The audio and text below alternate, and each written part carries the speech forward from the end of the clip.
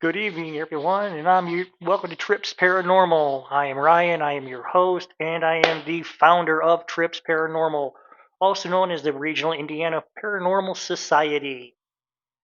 This podcast is going to be a nice little Q&A, so to start off the evening, I do want to tell people that yes, I do paranormal investigations. Yes, I have done them. Yes, I have gotten results. And I have even gone as far as to get a diploma as a parapsychologist. Now, when people hear parapsychology, they're thinking, oh, you're just a ghost hunter. No, parapsychology is a science outside of the normal sciences. Unlike biology or chemistry or physics, with parapsychology, you cannot run a test and get the same result each and every time.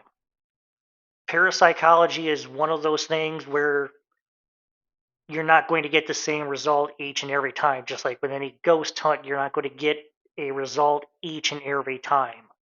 One of my favorite places that I've gone so far was Point Pleasant, West Virginia, back in September. I still have to post videos for that. If people didn't know anything about Point Pleasant, West Virginia, it's where it's known back in 1967, the first sighting of the Mothman, which at that point in time was known as the Birdman. Now, for those of you that don't know who Mothman is, he was considered a 6 to 8 foot tall winged red eyed cryptid that up until about 1965 no one had ever seen. Now, in November of 1966, the Silver Bridge going between Ohio and West Virginia collapsed into the Ohio River, killing quite a few people. I don't remember the exact number. I believe it was around 40 to 60 people.